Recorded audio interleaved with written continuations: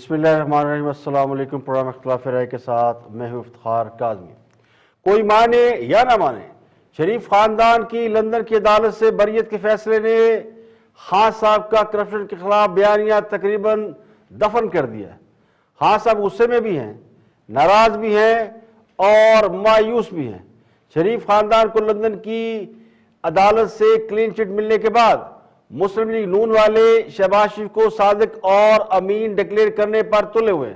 جھوٹ کا معیار اس حکومت کا جو ہے یہ دنیا میں منفرد ہے کہ ان کو اپنے ہی پرانے جھوٹ بھول جاتے ہیں اور نئے جھوٹ بولنا شروع کر دیتے ہیں۔ نیشنل کرائم ایجنسی سے صرف یہ ایسٹ ریکوری یونٹ، اس کی کوئی قانونی حیثیت پاکستان میں نہیں ہے، صرف یہ ڈیل نہیں کر رہا تھا، نیب خود بھی ڈیل کر رہا تھا۔ جو ڈی جی نیب ہے لاہور کے، وہ انگلینڈ جا کر ملتے تھے نیشنل کرائم ایجنسی سے، اور ہمارے پاس کچھ ایسے شواہد بھی ہیں کہ ایف آئی اے کے لوگ بھی جا کر ملتے رہے ہیں۔ اور آج اس ملک کا وزیر اعظم اپنے مشیروں کے ذریعے میں یہ بتانا چاہتا ہے کہ ہمارا کوئی اس سے تعلق نہیں تھا، نہ کسی منی لانڈرنگ کا شہباز شریف صاحب یا ان کی فیملی کے خلاف موجود ہے۔ یہ اس سارے معاملے کی حقیقت ہے۔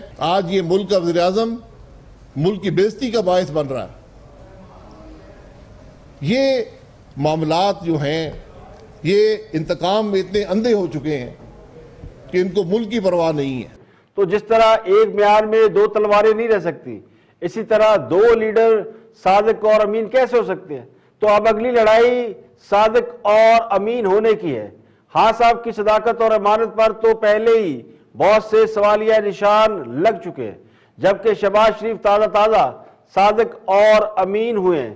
تو پنجابی کی ایک مثال ہے ہاتھ نہ تو کوڑی، اس کے مصداق حکومت وقت اس بات پر زور دے رہی ہے، بلکہ اس بات سے انکاری ہے کہ شہباز شریف کے خلاف لندن کی کسی عدالت میں کسی قسم کا کوئی مقدمہ تھا۔ اب حکومت کا موقف یہ ہے، حکومت پاکستان کا، کہ برطانیہ کی نیشنل کرائم ایجنسی نے خود ہی شریف فیملی کے خلاف تحقیقات شروع کی، اور خود ہی انہیں جب کوئی ثبوت نہیں ملا تو انہوں نے کیس بند کر دیا۔ اب شہباز شریف اس کیس میں ملزم ہی نہیں تھے، اور نہ حکومت پاکستان کے خلاف لندن کی کسی عدالت میں گئی، اور حکومت کا موقف یہ بھی ہے کہ یہ کیس صرف سلیمان شہباز کے خلاف تھا اور سلیمان شہباز کے ہی اکاؤنٹ فریز کیے گئے تھے۔ تو فیصلہ پڑا نہیں، مٹھائیاں بانٹی جا رہی ہیں۔ پورے آرڈر کے اندر شہباز شریف کا نام نہیں ہے۔ شہباز شریف کو کسی چیز میں ایکوٹ نہیں کیا گیا ہے۔ شہباز شریف سو مچ سو لندن میں منی لانڈرنگ کے اوپر چارج بھی نہیں ہوئے تھے، لیکن اس کے باوجود ایک ایسٹ فریزنگ آرڈر کا ختم ہونے کو ایسے بنا کر پیش کیا گیا کہ شہباز شریف کو بریت ہو گئی ہے منی لانڈرنگ کی کیس کے لندن میں۔ ایسٹ ریکوری یونٹ یا نیشنل اکاؤنٹیبلٹی بیورو نے یہ مقدمہ شروع کروایا۔ یہ بھی سراسر غلط اور مس رپورٹنگ ہے۔ یہ یو کے کی انویسٹیگیشنز ہیں، وہ کر رہے ہیں، اور ہم نے ان کو صرف جو انہوں نے ہم سے سوال پوچھا وہ ہم نے ان کو اس کا جواب دے دیا۔ اے ایف او کو ختم کرنے کا مقصد ہرگز یہ اکنالج کرنا نہیں ہے، یہ ماننا نہیں ہے کہ آپ کے جو فنڈز ہیں وہ لیجیٹمیٹ ہیں، کہ وہ قانونی ہیں۔ مقدمہ ہے سلمان شہباز شریف کے اوپر، ایسٹ فریزنگ آرڈر ایشو ہوتا ہے سلمان شہباز کے اوپر، لیکن نیریٹو کیا بنایا گیا ہے کل سے کہ شہباز شریف سرخرو ہو گئے۔ بھائی شہباز شریف کیسے سرخرو ہو گئے؟ تو حکومت کا موقف یہ ہے کہ شہباز شریف تو اس کیس میں ملزم ہی نہیں تھے، تو پھر سوال یہ کہ حکومت منی لانڈرنگ کا اتنا شور کیوں مچا رہی ہے؟ اگر منی لانڈرنگ کا کیس پاکستان میں ہے تو پھر جہاں منی لانڈرنگ کی گئی ہے وہاں حکومت نے کیس کیوں نہیں کیا؟ تو کیس موجود تھا، حکومت کی جانب سے لکھے گئے خط موجود ہے، لیکن حکومت کا موقف یہ کہ خط نیشنل کرائم ایجنسی کے خط کے جواب میں لکھے گئے، لیکن وہ خط کہاں ہے اس کا بھی کوئی اتا پتہ نہیں ہے۔ تو ساری باتیں ہوا میں ہیں، جس سے لگتا یوں ہے کہ اس کیس نے حکومت کو مزید کمزور پوزیشن پر بھیج دیا ہے۔ اب اگلا مرحلہ شہباز شریف کی گرفتاری ہے، جس کے باقاعدہ اشارے دیے جا رہے ہیں تاکہ شہباز شریف کے پر کاٹے جا سکیں، جو آج کل بہت اڑ رہے ہیں، اور ان کے بارے میں بہت سے حلقوں میں یہ گمان کیا جا رہا ہے کہ انہوں نے اسٹیبلشمنٹ کے ساتھ اپنے رابطے بہتر کر لیے ہیں، وہ بہتر پوزیشن میں آ گئے ہیں۔ لیکن نواز شریف اب بھی اپنے بیانیے پر قائم ہیں اور اپنے خلاف مقدمات کو طاقتور حلقوں کی سازش قرار دیتے ہیں۔ اب شہباز شریف کے حوالے سے برطانوی عدالت کے فیصلے کے بعد نواز شریف نے پاکستان کے نظام انصاف کے پرخچے اڑا کے رکھ دی ہیں اور دنیا کے سامنے اپنا کیس ایک بار پھر رکھ دیا ہے کہ وہ عدالتیں جو کسی قسم کے دباؤ سے آزاد ہو کر فیصلے کرتی ہیں ان کے فیصلے کیسے ہوتے ہیں، اور جن عدالتوں پر کسی قسم کا کوئی دباؤ ہوتا ہے ان کے فیصلے کیسے ہوتے ہیں۔ تو سابق وزیر اعظم نواز شریف نے پہلی بار یہ انکشاف کیا ہے کہ ان کے خلاف ہونے والے مقدمات کے فیصلے اسلام آباد کے سرینا ہوٹل میں پہلے سے تحریر کیے جاتے رہے اور بعد میں شاپر بیگ میں ڈال کر وہ عدالتوں تک پہنچائے جاتے رہے اور عدالتوں سے فیصلے سنائے جاتے رہے۔ تو نواز شریف کا کہنا یہ ہے کہ عدالتوں سے شریف فیملی، یعنی لندن کی عدالتوں سے شریف فیملی اس لیے بری ہوئی ہے کہ وہاں پر ثاقب نثار جیسے جج نہیں پائے جاتے، انصاف ملتا ہے۔ اور انہوں نے اپنے کارکنوں سے خطاب میں بعض ججوں کے نام بھی لیے ہیں۔ اب نواز شریف ججوں کو بھی نام لے لے کر مخاطب کرتے رہے، ان کے بارے میں بہت سی باتیں کر رہے ہیں کہ ان کے فیصلے ان فیصلوں سے الگ ہے جو آزاد عدالتیں کرتی ہیں۔ برطانیہ میں جو جج ہیں وہ اور قسم کے ہیں اور پاکستان میں جو جج ہیں وہ کسی اور قسم کے ہیں۔ برطانیہ میں اس قسم کے جج اور اس قسم کی عدالتیں نہیں ہوتی اور پلاٹ اور پرمٹ نہیں لیے جاتے۔ تو لگتا یہ ہے کہ نواز شریف نے پاکستان کے عدالتی نظام پر سوال اٹھا کے دنیا کے سامنے اپنا کیس پلیڈ کر دیا ہے، اور اب ان کے لیے اس بات کی کسی حد تک آسانی ہو گئی ہے کہ وہ جج ارشد ملک کے حوالے سے جن ویڈیوز کا مسلم لیگ نون تذکرہ کر رہی ہے وہ دوبارہ سے عدالتوں کے سامنے رکھے جائیں۔ اب نواز شریف یہ بھی سمجھتے ہیں کہ پاکستانی عدالتوں کو برطانیہ کی عدالتوں کی طرح ہر قسم کے دباؤ سے آزاد ہو کر فیصلے کرنے چاہیے۔ تو عدلیہ پر ان کی جو تنقید ہے وہ پہلے سے زیادہ ابھر کر سامنے آئی ہے۔ تو اب اس کا جواب کیا آتا ہے، اس کا بہت سے حلقوں کو انتظار ہے۔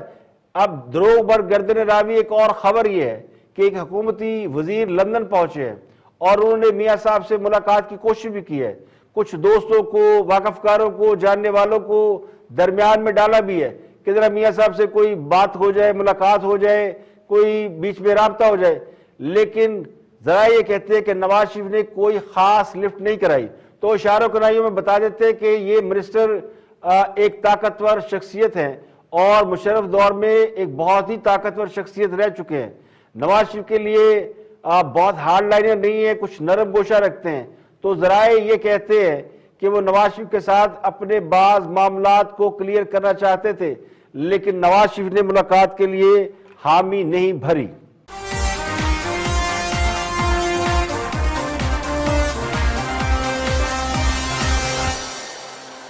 اور آپ کچھ بات کریں روپے کی اور ڈالر کی کمپیریزن کی۔ ملک کی تاریخ میں ڈالر بلند ترین سطح پر پہنچ گیا ہے اور روپیہ ملک کی تاریخ کی سب سے کم تر سطح پر پہنچ گیا ہے۔ انٹر بینک میں کاروبار کی بندش پر روپے کے مقابلے میں ڈالر کا بھاؤ 37 پیسے اضافے کے بعد 169 روپے 96 پیسے پر بند ہوا ہے، جبکہ اوپن مارکیٹ میں ڈالر 172 روپے کا فروخت ہو رہا ہے۔ تو اوپن مارکیٹ میں ڈالر 172 روپے کا یہ پاکستان کی تاریخ میں سب سے مہنگا ڈالر ہے، یعنی روپے کی جو ڈی ویلیو ہونا ہے وہ اس وقت پاکستان کی تاریخ کا یعنی سب سے لوسٹ ویلیو ہے روپے کی، جو کہ 172 روپے فی ڈالر ہو گیا ہے۔ تو ڈالر کی بڑھتی ہوئی قیمت اور اس کا آؤٹ آف کنٹرول ہونا اس نے مہنگائی کو تو جنم دیا ہی ہے، لیکن اور بہت سے مسائل ہیں۔ ملک کی معیشت اور اکانومی کے حوالے سے ڈاکٹر حفیظ گفتگو کر رہے ہیں، ذرا ان کی بھی گفتگو سنیں۔ حکومت کی پالیسیاں، ٹیکس کا لگانا اور جن 4 چیزوں پر جو بنیادی اشیاء ضروریہ ہوتی ہیں ان کے حوالے سے کیا فرماتے ہیں، واچ دس۔ زور ہے، ایک ہے آپ کے آٹا، دوسرا چینی، تیسرا گھی اور چوتھا دال۔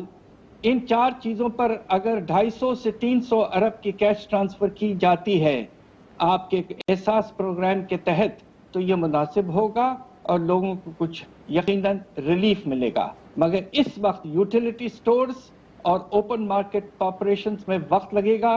یوٹیلیٹی سٹورز کارپوریشن کے لیے بجٹ پروویژن نہ ہونے کے برابر اس وقت موجود ہے، اور بجٹ میں چونکہ ریونیو کی کمی ہو رہی ہے پیٹرولیم لیوی کی، تو اس لیے گنجائش موجود نہیں ہے۔ یہ انفارمل سیکٹر کے لوگ ہیں اور ان کو اس طرح سے جال میں لانا بہت مشکل ہے، اور پہلے بھی کوششیں ہوئی ہیں، ناکامیاب ہوئیں.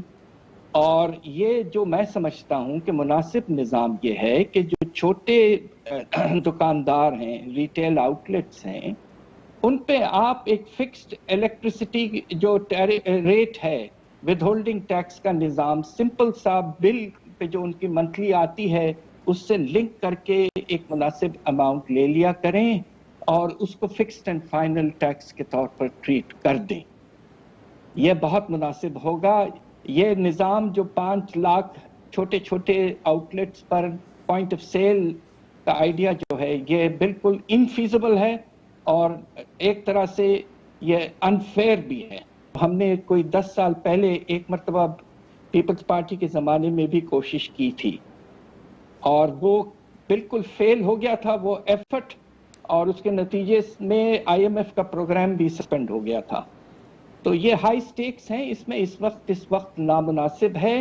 حالات اتنے اچھے نہیں ہیں، بزنس جو ہے وہ اتنا تیزی سے ابھی تک بڑھا نہیں ہے. درآمدات میں بے تحاشا اضافہ ہوا ہے 60% سے زیادہ، اور اس کے نتیجے میں ریونیوز امپورٹ سٹیج پر بہت ماشاءاللہ کلیکٹ کیے گئے ہیں، مگر اس وقت ٹارگٹ سے بہت آگے ہیں. مگر جو پریشانی ہے وہ اس بات پہ ہے کہ پیٹرولیم لیوی پہ 610 ارب کا ٹارگٹ رکھا ہوا ہے. اس وقت جو ریٹ ہے صرف 2 سے 5 روپے فی لیٹر ہے، جبکہ آپ نے کمٹمنٹ کیا تھا آئی ایم ایف کے ساتھ فیبروری مارچ میں 30 روپے فی لیٹر. تو اس میں اس وقت جو سلسلہ چل رہا ہے کہ سال کے اینڈ تک 500 ارب کا شارٹ فال. ہاں صاحب جب حکومت میں آئے تو ان کی تیاری بالکل نہیں تھی، یہ سب کو معلوم ہے.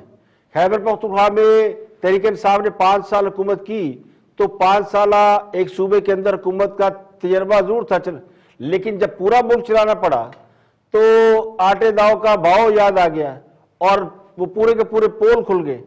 تو پتہ یہ چلا کہ حکومت اناڑیوں کے ہاتھ میں آ گئی ہے. اس ناتجربے کاری اور اناڑی پن کا پاکستان کو ناقابل تلافی نقصان ہوا ہے، اور یہ نقصان صرف ملک کو نہیں ہوا، ملک کی مجموعی جی ڈی پی تو نیچے گئی لیکن عوام بھی اس سے بہت زیادہ متاثر ہوئے. اور مافیا ہمیشہ کمزور حکومتوں کا فائدہ اٹھاتا ہے.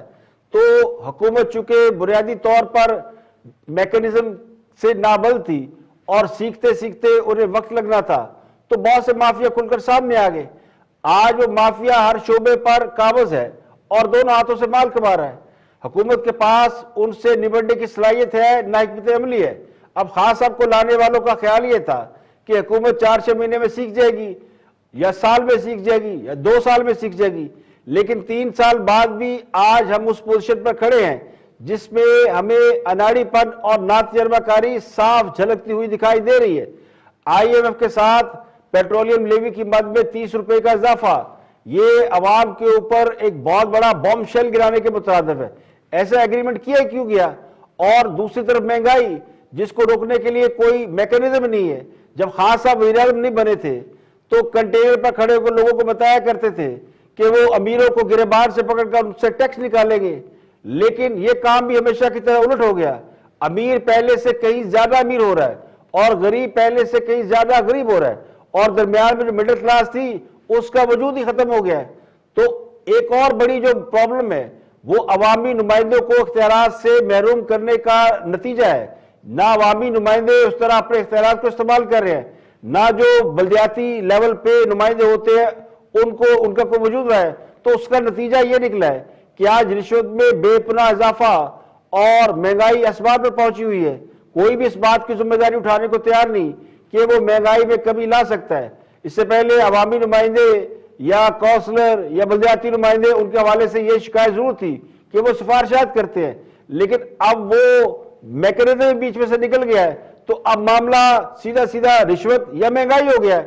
اب کوئی کسی کے دباؤ میں نہیں ہے، نہ کوئی پوچھ سکتا ہے نہ کوئی بتانے کو تیار ہے. تو حکومت کا خیال یہ کہ 4 چیزوں میں سبسڈی دے دیں گے تو سارے مسائل حل ہو جائیں گے، لیکن پسے ہوئے طبقے پر ٹیکس لگانے سے یہ مسائل اور بڑھیں گے. اب قیمتوں میں اتنا اضافہ ہو چکا ہے کہ انہیں واپس لانا میرے نزدیک تو کسی کے لیے بھی ممکن نہیں رہا. اب ایک ہی طریقہ ہے کہ آمدن بڑھائی جائے. تو مہنگائی سے کا مقابلہ کرنے کا جو وہاں طریقہ رہ گیا ہے وہ آمدن میں اضافہ ہے، لیکن بدقسمتی سے اس کے بھی دور دور تک کوئی آثار نظر نہیں آتے۔ یہاں پہ لیں گے بریک، اور بریک میں جب واپس آئیں گے اور بھی ہم موضوعات آپ کے ساتھ شیئر کریں گے، ہمارے ساتھ رہیے گا۔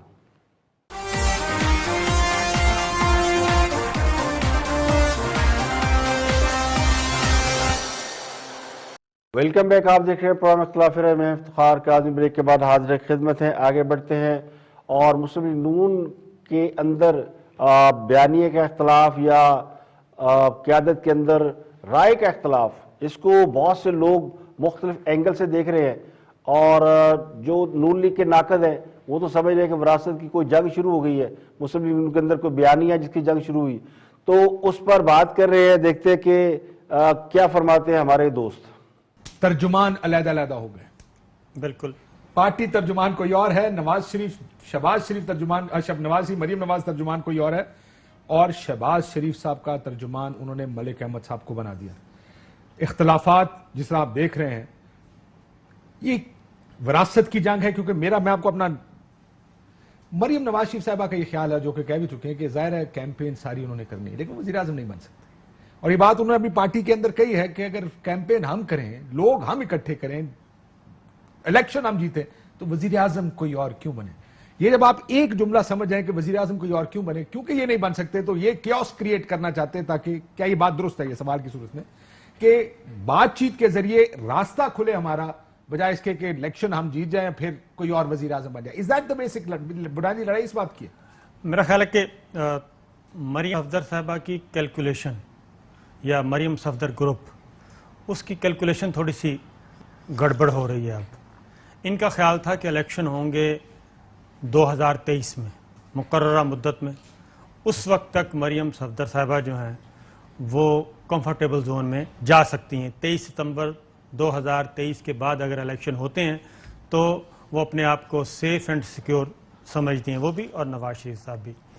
لیکن اس دوران ہوا یہ کہ وہ گورنمنٹ نے ڈیسائیڈ کر لیا اپنے طور پہ، اور یہ انہوں نے ابھی کیا ہوا ہے کہ الیکشن ہم 2022 میں ڈیسائیڈ کر لیا، یہ کر لیں گے، الیکشن کروا لیں گے۔ اب 2022 میں جب الیکشن ہوتا ہے تو مریم صفدر صاحبہ ڈسکوالیفائی، نواز شریف صاحب ڈسکوالیفائی۔ تو پہلی بات یہ کہ یہ تھیوری غلط ہے کہ اگر نواز شریف اور مریم نواز نااہل ہیں اور الیکشن جلدی میں ہو گئے تو یہ دونوں الیکشن نہیں لڑ سکتے۔ حالات اگر تبدیل ہو گئے جس کے امکانات بہت زیادہ ہیں تو یہ نااہلی الیکشن سے پہلے ختم ہو سکتی ہے۔ اب نون لیگ میں قیادت کا کوئی بحران نہیں ہے، فیصلے نواز شریف کر رہے ہیں اور نواز شریف کے ہی رہیں گے۔ اب اگر آپ اینگل دیکھیں گفتگو کا، تو جو نون لیگ کے مخالفین ہیں یا ناقدین ہیں وہ نون لیگ کے بیانیے اور اختلاف رائے کو بنیاد بنا رہے ہیں۔ تو آج مریم نواز نے بھی اس بات کو انڈوز کیا ہے کہ نون لیگ پر بات اس لیے ہو رہی ہے کہ اس کا کوئی بیانیہ ہے۔ اب جن کا کوئی بیانیہ نہیں ان پر کوئی بات کیوں کرے گا؟ تو مسلم لیگ نون کے بیانیے کے حوالے سے بات ضرور ہو رہی ہے، لیکن بعض لوگ یہ کہتے ہیں کہ بیانیے ایک نہیں دو ہیں، تو ایک بیانیہ ہو یا دو بیانیہ ہو، یہ ایک پولیٹیکل جماعت کا اپنا سٹانس ہے کہ وہ کس بیانیے پر چلتی ہے، اس کے ورکر ووٹر سپورٹر کس بیانیے پر اسے سپورٹ کرتے ہیں۔ لیکن یہ بات ہے کہ نون لیگ کے اندر قیادت کا کوئی بحران نہیں ہے، بلکہ ایک سے زائد قائدین موجود ہیں۔ اب جو فیصلے کر رہے ہیں وہ نواز شریف کر رہے ہیں، اور فیصلے نواز شریف کریں گے، ووٹ بینک بھی ان کا ہی ہے۔ تو شاہد خان عباسی وزیر اعظم بنے، مریم نواز بنے، شہباز شریف بنے، اس سے پارٹی کو کوئی فرق نہیں پڑتا۔ اور ویسے بھی قبل از وقت الیکشن ایک بہانہ ہے تاکہ وہ جو اپوزیشن حکومت گرانے کے لیے اگریسو ہے نا، اس کی شدت میں کمی لائی جا سکے، لوگوں کا غصہ ٹھنڈا ہو جائے کہ چلے 1-2 سال رہ گئے تو یہ بھی گزر جائیں گے، الیکشن کی تیاری کرتے ہیں۔ لیکن حقیقت یہ ہے اگر حکومت 2022 میں الیکشن میں جانا چاہتی ہے تو پھر سوال ہے کہ الیکٹرانک ووٹنگ مشین کا کیا ہوگا، حکومت جو حلقہ بندیاں اور مردم شماری کے پیچھے پڑی ہے اس کا کیا ہوگا، اور اوورسیز پاکستانیوں کو ووٹ دینے کے معاملے کا کیا ہوگا۔ ان سب کاموں کے لیے بھی کم از کم 1.5-2 سال کا عرصہ درکار ہے، جو خود حکومت بار بار کہہ چکی ہے۔ الیکشن کمیشن بھی کہہ چکا ہے کہ اگر آپ نے ای وی ایم انڈوز کرنا ہے تو آپ کو 1.5 سال تو چاہیے کم از کم. تو مجھے نہیں لگتا کہ الیکشن قبل از وقت ہونے کا کہیں نہ کوئی پلاننگ ہے. اور دوسرا, حکومت کی اس وقت پوزیشن ایسی نہیں ہے ان حالات میں, خاص اب الیکشن میں جانے کا رسک نہیں لے سکتے کہ ان کے پاس کوئی بندوبست نہ ہو. تو یہ تھیوری غلط ہے کہ الیکشن جلد ہونے والے ہیں. تو میرا گمان یہ ہے کہ الیکشن اگر جلد ہوئے بھی تو پھر اس کی وجہ کوئی اور ہوگی, حکومت کی اپنی مرضی نہیں ہو سکتی.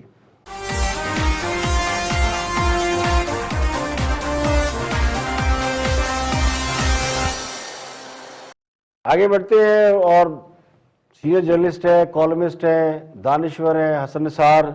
ان کا کلپ سوشل میڈیا پر وائرل ہے. شہباز شریف کی لندن کی عدالت سے بریت کے فیصلے پر ان سے کمنٹس لیے گئے, تو ان کا ریئیکشن کیا تھا وہ دیکھنے کے قابل ہے. Watch this. سر ویسے ایک چیز آپ نے بڑی نا ان بٹوین دا لائنز بات کی ہے. آپ اس چیز کے اوپر کریڈٹ دے بھی گئے, پھر آگے جا کے نہیں بھی دیا آپ نے. آج بڑی آپ نے درمیانہ راستہ اختیار کیا ہے. یہ بتائیں فی الوقت اگر ہم دیکھیں الیکشن کا ماحول بن رہا ہے. بی بات سنو. او بھائی ایک منٹ بات سنیں. میں ان بٹوین دا لائنز بات کرنے والا آدمی نہیں ہوں. I have stated facts. اپنی پوری دیانت کے ساتھ جو میں نے سمجھا میں نے بیان کر دیا. ان بٹوین دا لائنز میری زندگی میں نہیں ہے. میں لٹھ مار آدمی ہوں, منہ پھٹ آدمی ہوں. پلیز کہ دوبارہ اس طرح کی بات نہ کریں.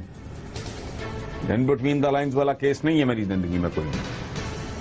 ٹھیک ہے, اس کے اوپر ٹھیک ہے.